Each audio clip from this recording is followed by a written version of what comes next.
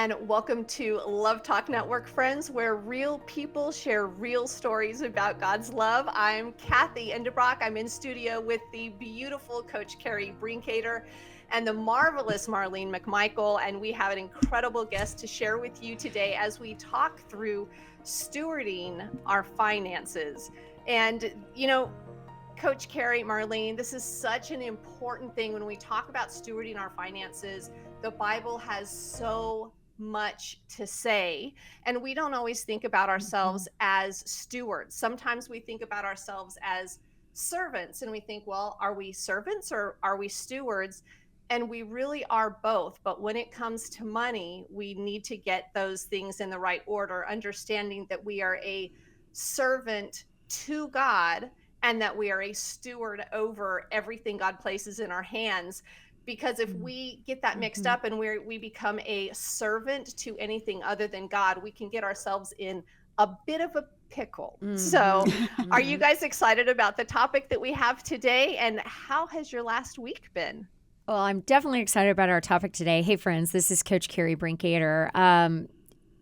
Scripture has there's more scripture about stewarding our finances than there are about stewarding any other area of our life. And I think that speaks to the importance of this topic, right? And so I'm excited about that. We are in a series, Kathy, on stewardship. Last week, oh my stars, I loved my time with you guys last week. The program was about stewardship of our time, and we just looked at, how are we doing in that area?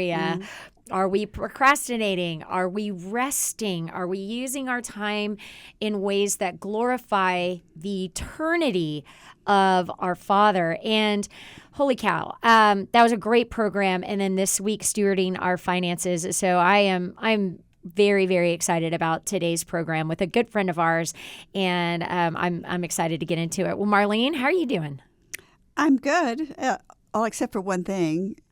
Oh yeah, poor Marlene. Yeah, I had a race with my pup and he won. And Marlene, I'm trying to picture you chasing your dog down the street, and I actually it was just across the street Okay, and but into the still. neighbor's yard. But he's little, and I was really concerned that a car would speed down the road and run him over. But he was determined to catch this cat that he does not like. And I'm not real fond of the cat either, but now I'm especially not fond of it. But it was interesting. We spent the afternoon in ER, and they were very sweet, so it was Wow. good.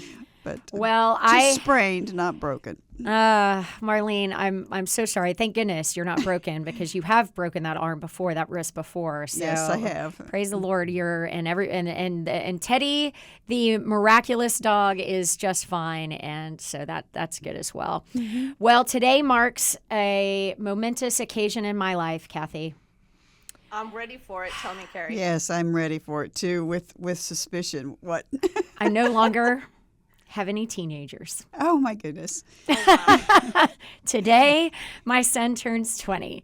My baby turns 20. And so I'm super excited for him. He actually has a game today, and I love it when he plays on his birthday. And it's just a way for him he always thinks of it as being able to just glorify God through his talents and his abilities, especially on his birthday. And so I think that's kind of cool.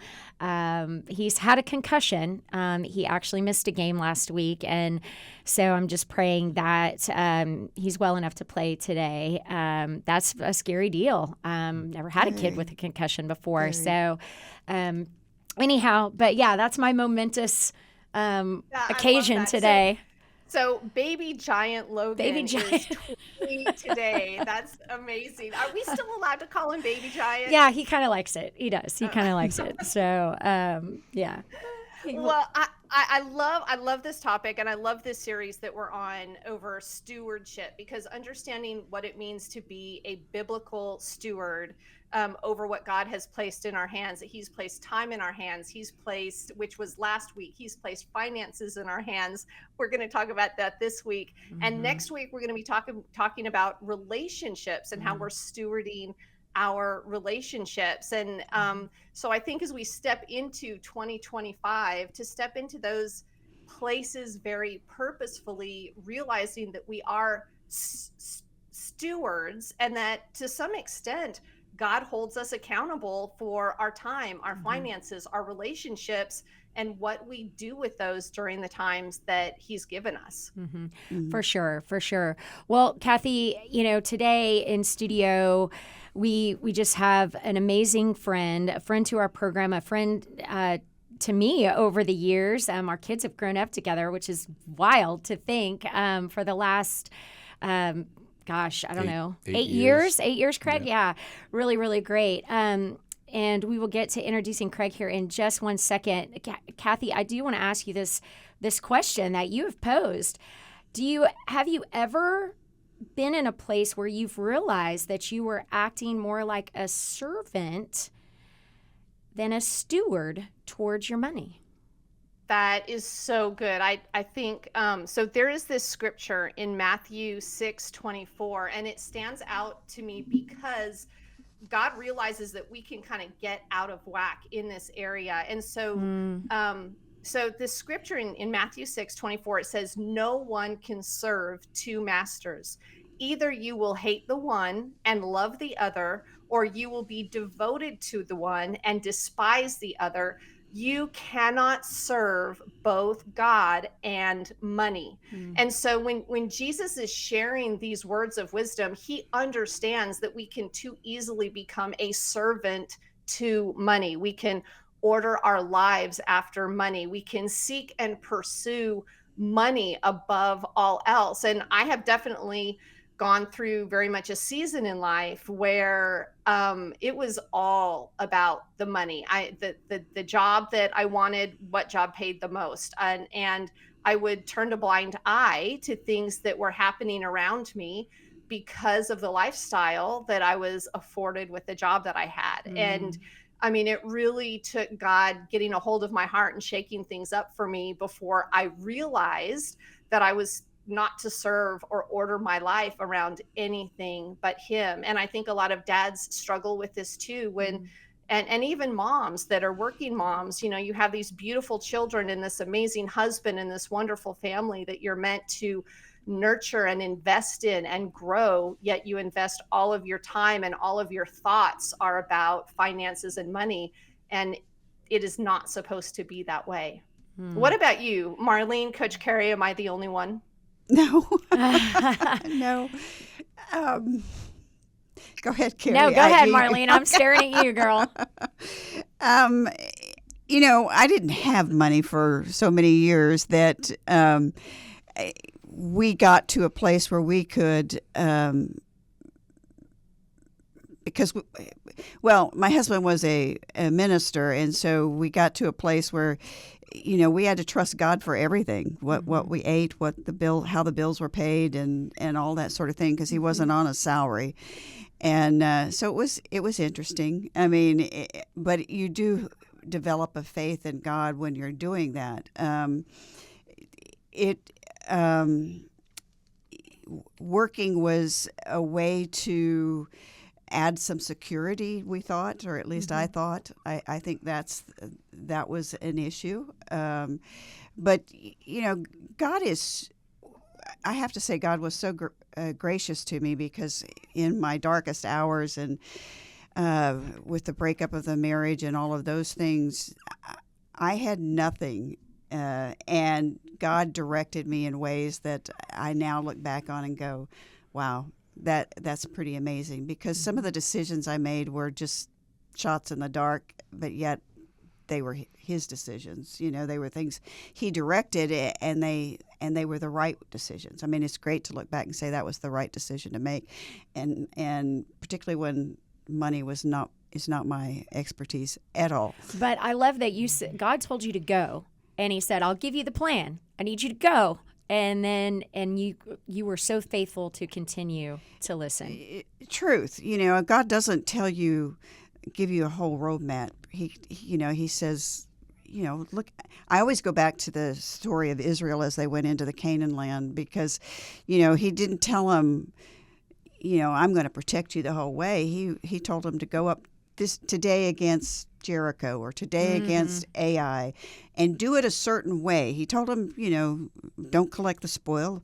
Oh, go collect the spoil. It was different every time. If they obeyed him, they always won. If they missed one little fraction, if half the people collected the spoil when nobody was supposed to collect the spoil, they all lost. And so God's very specific about wanting us to follow him. And I was the blind leading, listening, and not really leading anybody except myself down this blind path, and hoping God would be there for me, and he always was.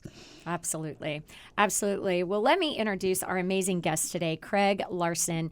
You can go back in our archives. We actually had Craig on our program back in 2021, June of 2021, and it was an awesome program, and we're excited about today. Craig started in the financial services business after graduating from St. Olaf College in 1989 with a degree in economics. Me too, Craig.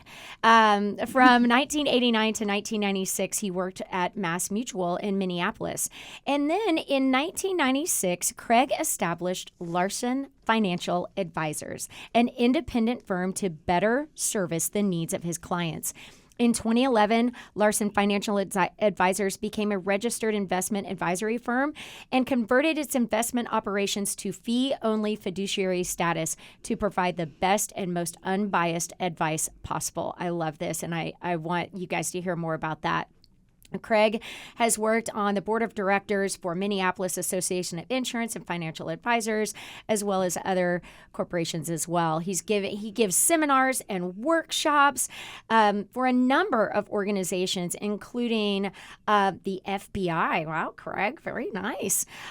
Craig acquired his professional designations of Chartered Life Underwriter and Life Underwriter Training Council Fellowship, as well as serving there as a class instructor.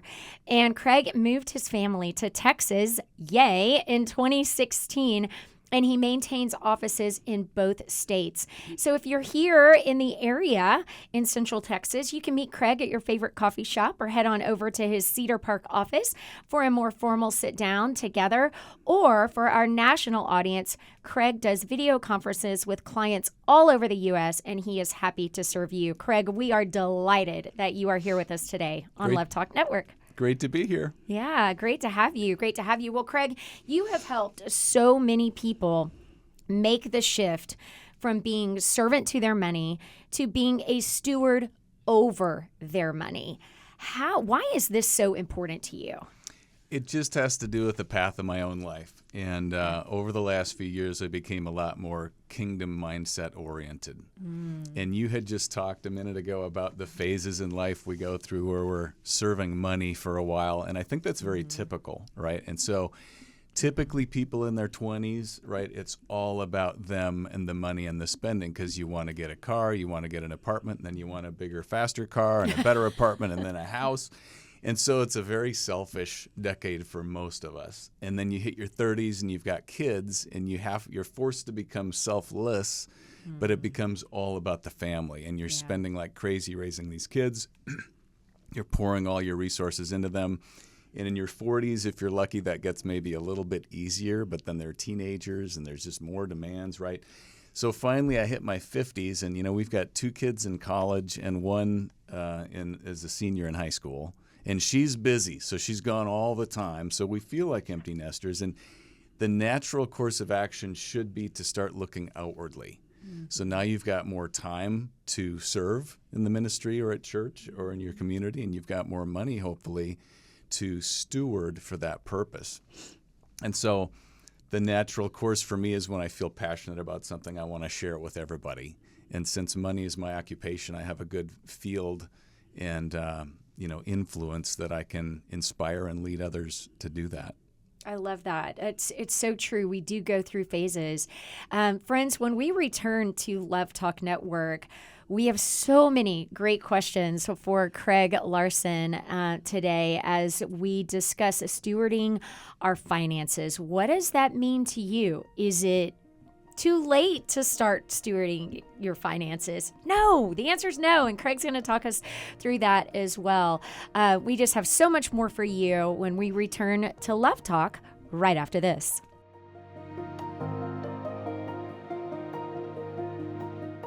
And welcome back, friends, to Love Talk Network. It is great to be with you today. We're talking about stewarding our finances with very special guest, Craig Larson of Larson Financial Advisors. And friends, you can go to our archives at lovetalknetwork.com. We interviewed Craig back in June of 2021, and he walked us through 5 key principles to achieving financial health. And so today we're going to talk with him about stewarding. And Craig, you know this, Carrie and Marlene, I don't know if you know this or not, but it was back in June when we had Craig on the program, June of 21. I thought, okay, wow, this is pretty cool. This guy loves Jesus. He's biblically grounded, has a biblical worldview, and he seems to be like a genius with finances. And so I started talking with my husband, Eric, and we had done so many different things with our finances and used different advisors and used banks. And we thought we were ready for a change. And so we started using Craig as our financial advisor. And I will say, for the first time, Eric and I don't have that overriding stress and anxiety over our finances. We actually enjoy managing our finances with Larson Financial Advisors, and Craig sends us videos, like educational videos that we can watch if we want to learn about our finances and what he's doing and what decisions we have to make. And so I am thrilled to have Craig on the program. And we're also thrilled, Craig, that Larson Financial Advisors is a new sponsor of Love Talk in 2025. So we are going to absolutely force you to be on the program at least twice a year to help us with our finances. And something that I love about your company is that it is a boutique agency. So you don't have a set of things that you have to sell. You basically get us what is best for us. And you could have had a career working for a large corporate bank selling their financial products, but you decided with Larson Financial Advisors to be independent. And help me to understand why that's so important. Well, the reason for that has morphed over time. So there's 2 of them. And the first one is that one of my personality flaws, if it is a flaw, is that I hate being told what to do. You can ask my mom or my wife. I hate being told what to do. And so when I was a senior in college and I was starting the interview process, I had 3 or 4 interviews with these big Fortune 500 companies. And I quickly realized I would hate that environment. Too political, too much bureaucracy, too regimented. And I just realized I needed to do something a little bit more free and entrepreneurial. And so the insurance and financial companies kind of offered that position. You know, if you're meeting your quotas and doing your thing properly, they kind of leave you alone. I didn't want anybody breathing over my shoulder and watching me every minute of the day. So that's the way that I went, and it was a good fit because I've always enjoyed money and finances and investing.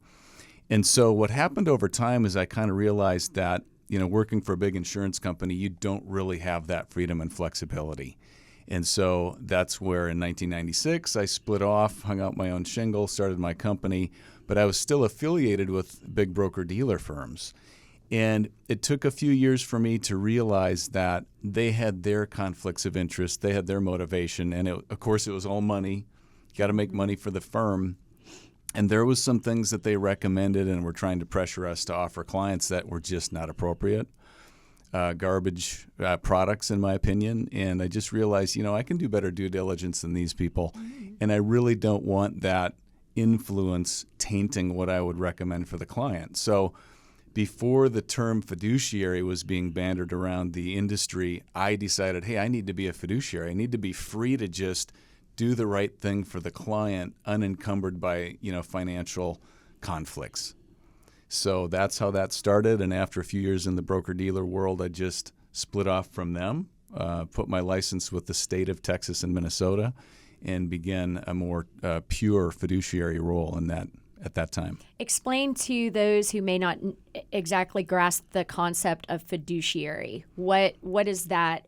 What does that mean exactly? Yeah, so fiduciary is a legal term, and it means legally you're required to do what's right for the client. Mm-hmm. And you would hope that everybody in the financial world would do that. But I'll be honest, when you work for a big firm, it's very difficult to be a true fiduciary because they all have their little conflicts of interest.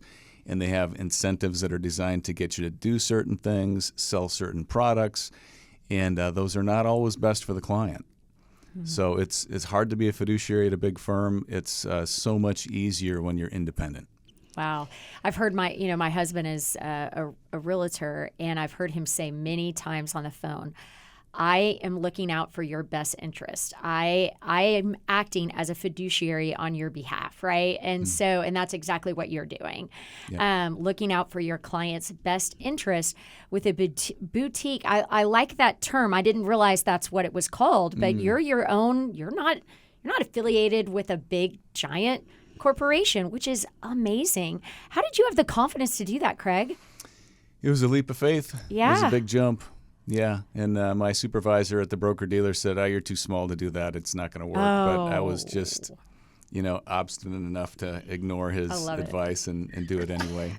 I love it. Well, for the client, how financially, what's the difference?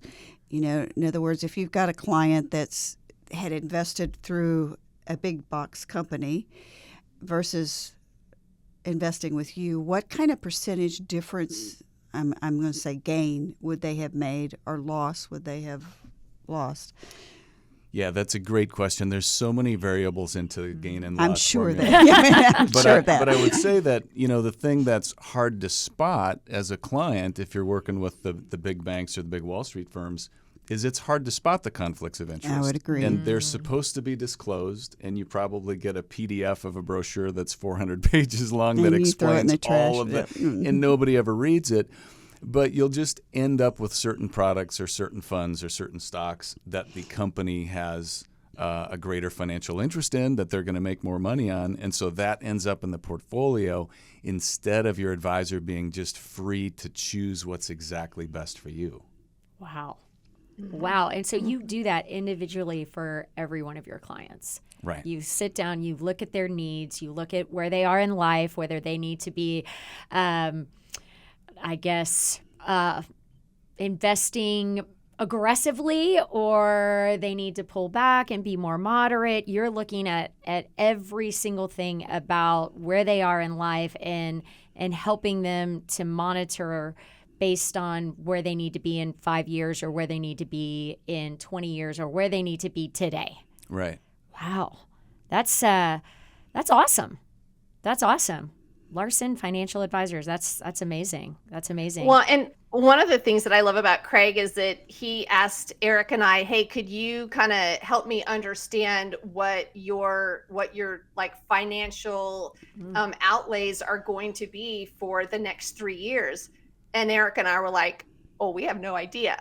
So we actually had to then be purposeful stewards of looking at our finances and understanding where we were at, where we wanted to be, and what steps we needed to get there. And so I don't know. We have grown so much in this area and have enjoyed that growth process. And so it's just, it has been huge for us. Craig, something I want to ask you is that when you were with us in 2021, you focused on these 5 principles. You talked about honoring God with our financial decisions, about developing a financial plan, being prepared for unexpected challenges. You talked us through on that program what the Bible teaches on debt, and you got a little bit into what financial diversification means.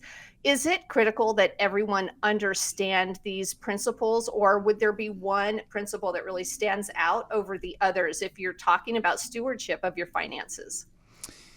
Those are all great sub questions embedded in there. And I think if we're talking about stewardship, we go back to the Bible and we look at the examples that are in there, right? And so I did a little Google the other day about, hey, how many Christians are actually tithing?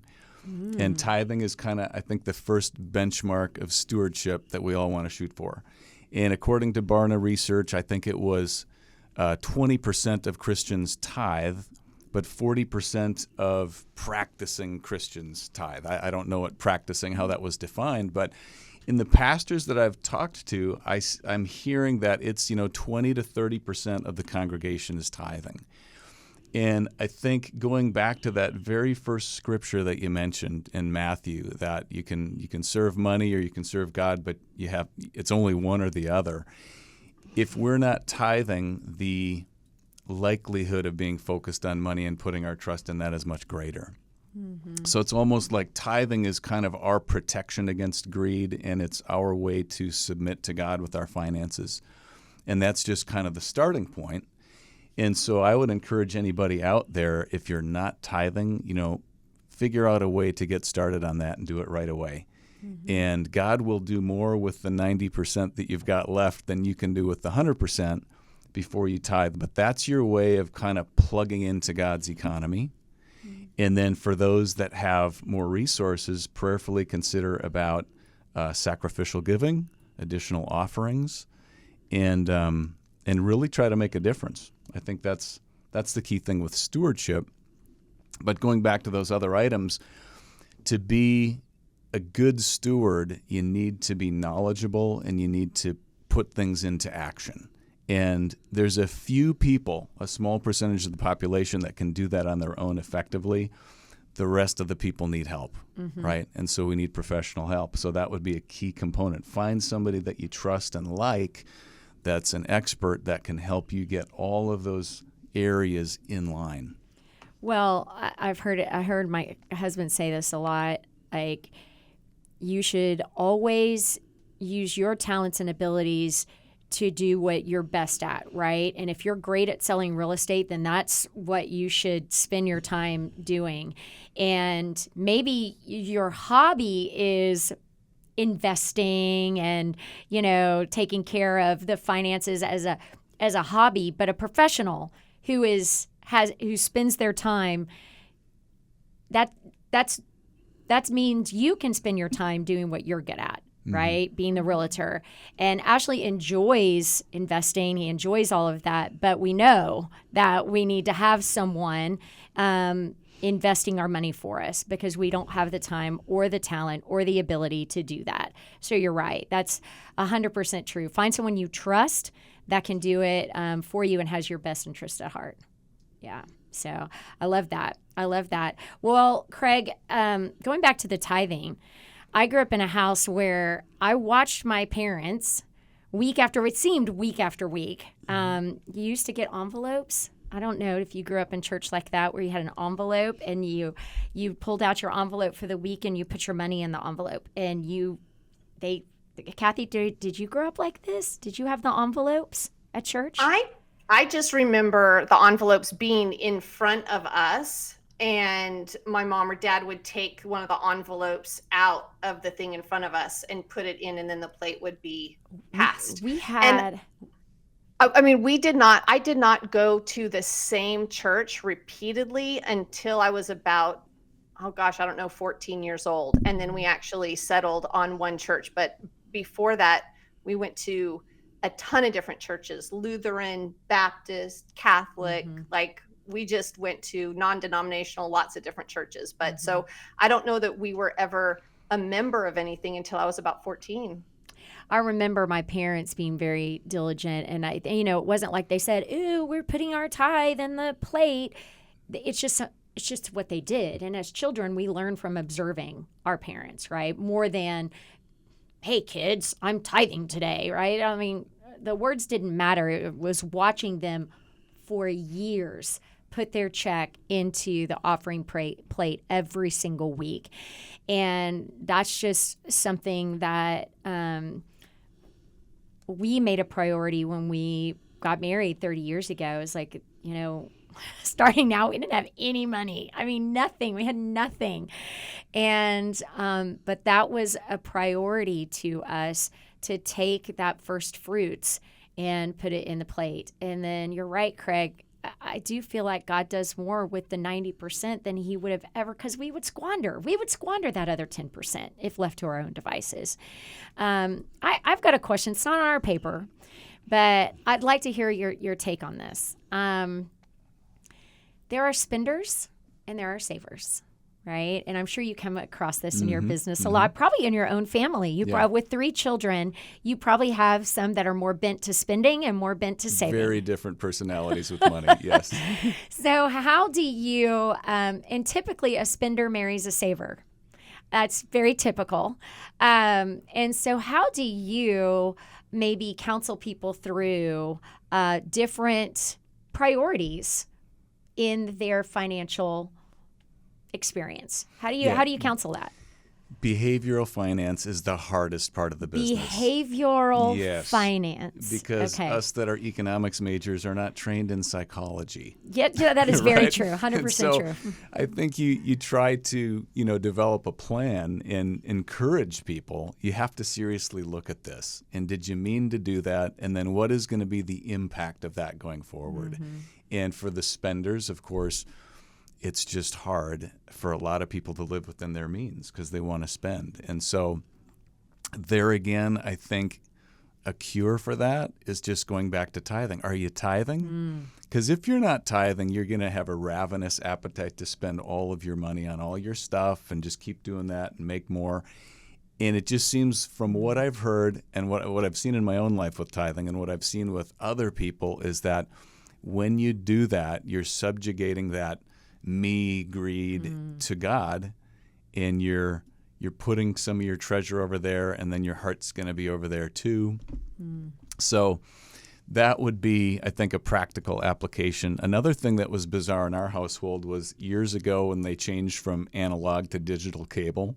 We got the new cable box, and I could not get it to work. And I was just like, we're done with cable. We're not going to have a TV. And so we did not have a functioning TV for years. And so we would watch some Netflix movies and VeggieTales through, Netflix on the projector on the wall in the basement, but we had no TV. And when you live life for 6 or 12 months and you're not bombarded by advertising, your craving to go buy things diminishes markedly. And it's amazing. So I would say for people that are spenders, there's a variety of ways you have to tackle that problem, but you just can't keep going through life as a crazy spender and be a good steward. So you really have to pray about what you value and decide where you're going to put your attention. I think part of it is recognizing, maybe nobody's ever said, you're a spender. Yeah. Hey, we have one of each, our children. Okay. We have one saver and one spender. And so that's been very interesting to try to mentor them through. The saver doesn't, the tithing part, that's my money, and I worked hard for that. The spender, it's free. It grows on trees, right? That money grows on trees. So we have one of each. Kathy, you have 3 daughters. Do you have savers and spenders? Oh yeah, the youngest is definitely a spender, but the good thing about her is she doesn't want lavish type things. She's just as happy to spend $15 on a blouse as her middle sister is to spend, $75. So, and then our middle daughter, she's definitely a huge saver. And, I really like what you were talking about, Craig, about these different seasons of life. And, thinking back with Eric and I, we had that season of life where we were both making good money. We didn't have children, and we saw all of our friends buying like second houses and boats and going on pretty lavish vacations. And Eric and I just decided we didn't need the second boat. We didn't need the second house. We didn't need some of these other things. And so we just put it all in savings. And when our kids were born, even, from 6 months old, we started that 529 plan and just put $50 a month away for them to go to college. So now that they're in college, we have money for them to go to college. And now we've reached a certain point of our life where all of that money that could have been a boat, or it could have been some lavish whatever, it's affording us a little bit better lifestyle where we're not having to work in a job that maybe we're not crazy about. And Eric's able to really explore the type of job that he's excited about. When you are talking to your clients about the different stages of life, when should they be focused on, hey, now is a time that you can really sock some money away? And for those clients that maybe are already in their 60s or 70s and they have no savings, I would think that would be an incredibly difficult position to be in. So how do you advise your clients through the different seasons of life that they're in? Well, the sooner you start, the better, of course. And every advisor has this secret chart stashed away that they'll share with you in a meeting. And it has to do with, hey, if you start saving so much per year when you're 25 and you do it for 10 years and then you stop, versus the person that starts when they're 35 and they do the same amount every year all the way up through age 65, guess who has the most money at the end? It's the person that actually saved less but just did it early in life because of the compounding. So going back to the simple solution, right? If what I tell my kids is 10-10-80. Mm-hmm. You tithe 10, invest 10 for the long term, and then spend 80, right? Mm-hmm. And if you do that when you're young, that formula will work out well. If you found that you just got a late start, you had other things going on, sometimes things in life come up, and you're 50 years old and you're starting with nothing. Mm-hmm. Well, the 10-10-80 plan's not going to work. You might have to try to put away 30% of your income. Mm-hmm.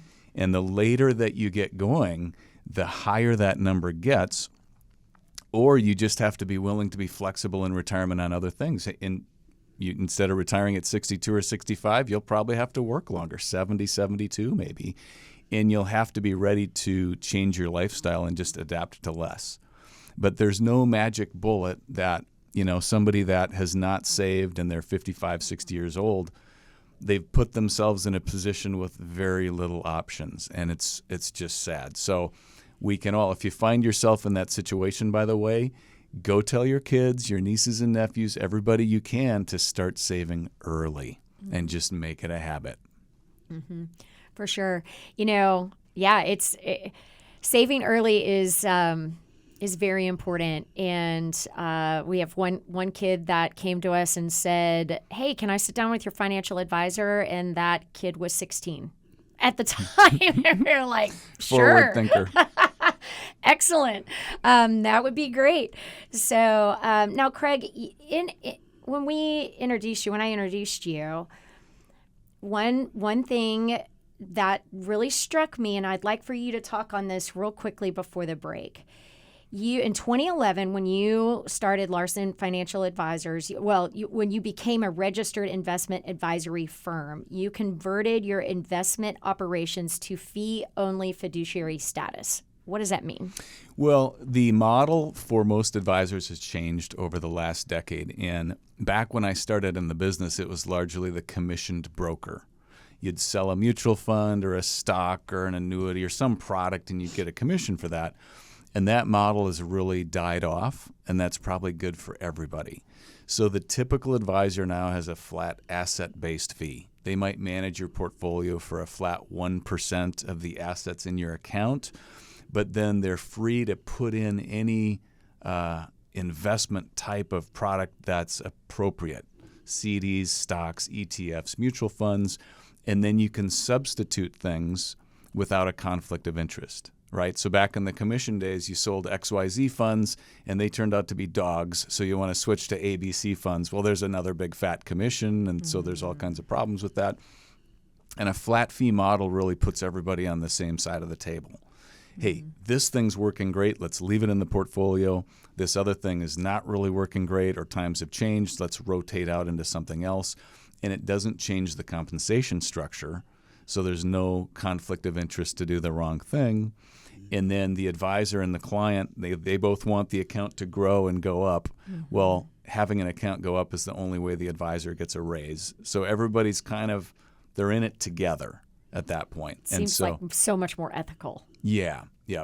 And so a true fiduciary is not really going to have any conflicts of interest. There are firms that everybody's probably got something, right? And so if you're working with a big box firm and you look at their conflicts of interest, they may actually make more money behind the scenes by offering certain products, certain stocks or funds. And there's soft dollars. That's a term that you may see in some of these disclosures. And that simply means, for instance, you're working with XYZ firm and they're going to recommend ABC stock or mutual fund in your account. But ABC may be paying them behind the scenes to hey, put us on the A list. Oh, wow. So Right? is that ethical? That is legal if it's disclosed. Oh. And is it ethical?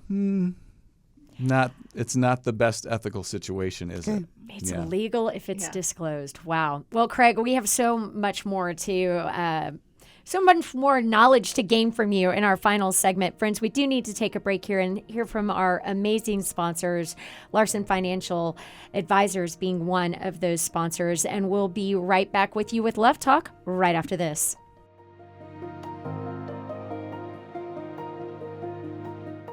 And welcome back, friends, to Love Talk Network. I'm Kathy Endebrock in studio with Marlene McMichael, Coach Carrie Brinkater, and our incredible guest, Craig Larson. We are talking about financial stewardship. And Craig, I just love everything that you have shared and kind of opened our eyes to in these last two segments. There's a few questions I really want to get to.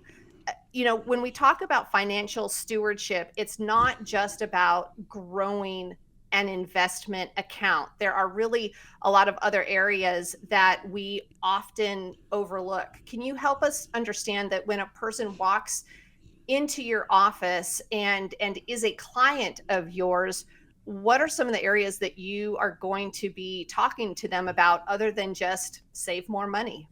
Sure. Great question. We have a whole checklist that we go through with people to get their financial plan up to snuff in a lot of different areas.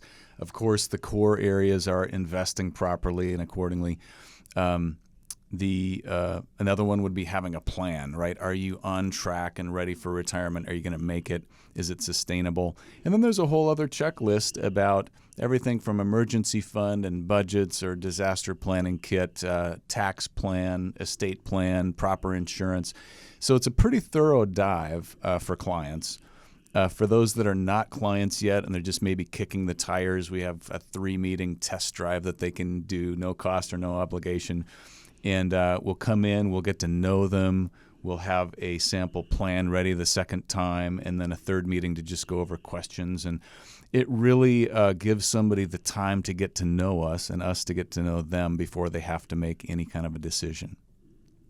So you mentioned taxes. Yes. Are there tips for optimizing giving that we need to know about to not have to pay so much? Yes, absolutely. I think, and this goes back to the passing the bucket around. Remember the old model where we're writing a check really fast before the pastor's finished praying for the offering, and we're putting it in the envelope or the cash in the bucket. And I'm an usher at our church, so that still goes on, but the giving world has largely changed. The young people are doing it on their phone. Online. They're just using an app.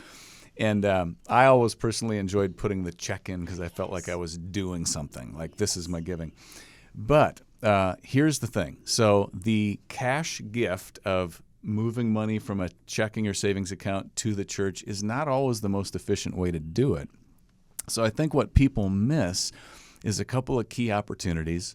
And fair disclosure to the audience here, this is not direct advice for you. This is a general educational session. Be sure to talk to your financial advisor or CPA first, because this will apply to some, but not all. Mm-hmm. But let's say you work for a company and there's a lot of people in the Austin area that are Google, Apple, IBM employees, some company where over the long term the stock has done really well. So you've got some little account on the side that's your company stock account that you've been gifted stock from the company or you've been accumulating, and you're giving money from your checking account. You're missing an opportunity, right? Because a lot of people don't know, instead of giving the cash, you could donate the stock to the church, and then a couple things happen. You get the same tax deduction you would for the amount of the gift, but you can avoid capital gains on your stock. And so think about some of these Apple people out there. Their cost basis is $2,000 on a $20,000 stock account. And if they sold it and just cashed out, they're going to get walloped with capital gains, but they can gift that stock and avoid the capital gains. So you kind of get a double tax benefit on that. Another common one is if you're over the age of 70 and a half, there's qualified charitable distributions out of an IRA. So you can just gift money straight from an IRA to a charitable entity and avoid the tax on it that way. So make sure that you incorporate your charitable giving ideas and goals with your advisor to make sure that you're optimizing. Mm-hmm. Yeah. That is so cool. My mom used that trick. It's not a trick. It's a strategy. There we go. Legitimate legal strategy. A strategy, Yeah, yes. exactly. So she used that strategy for the last couple of years, moving money from her IRA to tithe at the church, and that was a big benefit for her, for sure. Yeah. Gosh, Craig, thank you for sharing. Now, Marlene, you had a question over the break. I did. And we've all been there where you're getting emails across, your inbox that's talking about financial crisis, dollars going to end, buy gold. No, buy Bitcoin. No, buy something else, But tell us about that. How excited do we need to get that or not? Yeah. Do we ignore this? Is it noise? That's a great question. Well, first of all, I think feel free to forward those kinds of things to your advisor and get an opinion. But just in general, I'll tell you this. A lot of people don't know this, but the newsletter writers are generally unlicensed authors, which means that they can say anything. Okay, so for me as an advisor, I can't really make a statement like, well, the dollar is going to crash next Thursday for some, the Russians are attacking. That's actually, I would get sanctioned for that because it's a ridiculous statement to make, right? It's so the newsletter authors have to be very sensational to get you to sign up for the newsletter. And there's an urgency there. So it's usually something like, the BRICS nations are going on the gold standard. You got to put all your money in gold and Bitcoin tomorrow or it's too late. And, so they've got their conflict of interest that is not maybe readily obvious. And there's always a little bit of truth in those things. Is there a BRICS consortium that's trying to make a currency on the gold standard? Yeah, that's true. And is that going to happen someday? Yeah, probably not, but maybe. And is that going to crash the dollar? Well, probably not, And so things like the dollar, that's the favorite one. Oh, the dollar is going to crash next Thursday. Well, the dollar, if you look at it over the last 100 years, has already lost 95% of its value. That's called inflation. And that's just a gradual, slow process all the time. So we need to be aware of that and incorporate, tools in our financial plan to prevent that from harming us. Account for inflation. Yes. As you look at what you need for the future. Absolutely. Sure. Yeah. Wow.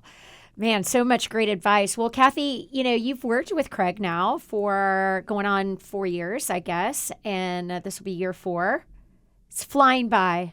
Eric and I were trying to figure out when did we start with Craig, and we could not figure out which was the date that we start with. All we remembered was it was sometime over the summer after we had lost a huge chunk of money with the advisor that we were using, and we just thought, this has got to change. Something has got to be different, and we need someone who we can trust. Yeah, I mean, the Bible tells us, get good advisors, get good counsel, surround yourself with that.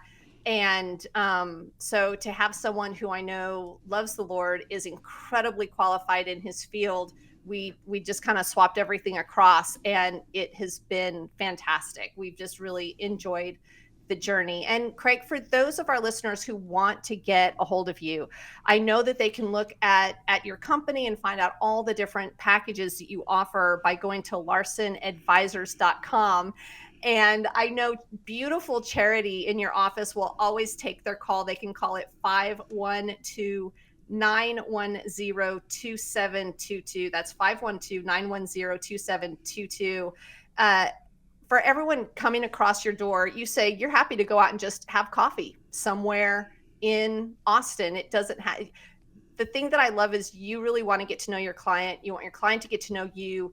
And then you both basically say yes to each other. Have you ever turned down someone because you think, I don't know if this is going to be a fit for me? Unfortunately, yes, we can't take everybody. We can take a select number of clients, but we're happy to talk with everybody. I really encourage someone, if they have any questions, let's sit down and talk for 45 or 55 minutes. And at the very least, I'll do whatever I can to give you some pointers on getting things in the right direction. And maybe we can work together and start a long-term business relationship.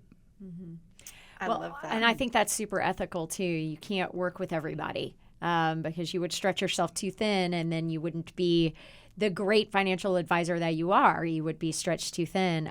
So that's definitely admirable.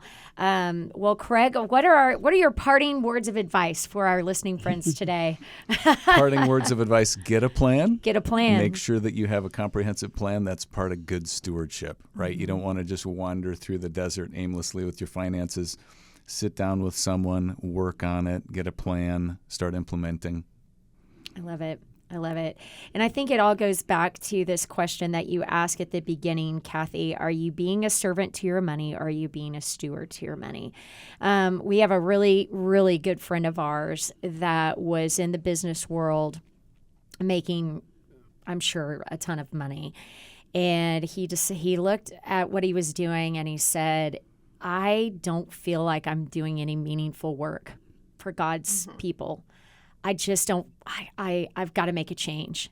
He went back and got his teaching certificate, right?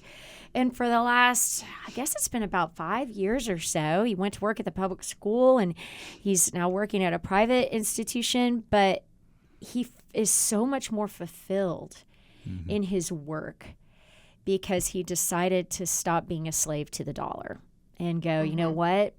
We can make this work. I need to feel like I am making an impact on people's lives every day. And there's definitely something to be said for that. Yes, we do need to save for the future. We need to, because it's important. It's important that we have enough money to take care of ourselves when we're not able to work every day anymore. And so, Craig, thank you so much for this amazing advice. Your first piece of advice today: tithe. Yeah, that's great. Give those first fruits to the Lord, because it just takes the selfishness away and says, Lord, you gave this to me in the first place. I'm giving it back to you. Kathy, what else as we wrap up our program today? Yeah, I would just encourage everyone to go check out larsonadvisors.com. Give Craig's office a call at 512-910-2722. I will never forget, every previous financial advisor I've always had has said, save, save, save. How much can you save? You got to save more. Save as much as you can. And Craig actually told us, you need to enjoy some of this money that you have. And it just switched this thing in our heads that says you're supposed to enjoy what God has placed in your hands. Friends, you are supposed to enjoy what God has placed in your hands. This life that you have, this family that's in front of you, this spouse, your children. You're supposed to enjoy what God has placed in your hands. And we hope that we help you do that each week on Love Talk Network. Friends, it's been great being with you today. We look forward to being with you again next time. For Kathy Endebrock, Coach Carrie Brinkgater, Marlene McMichael, and today for Craig Larson, have a wonderful, blessed week. And we'll look forward to being with you next time. Amen.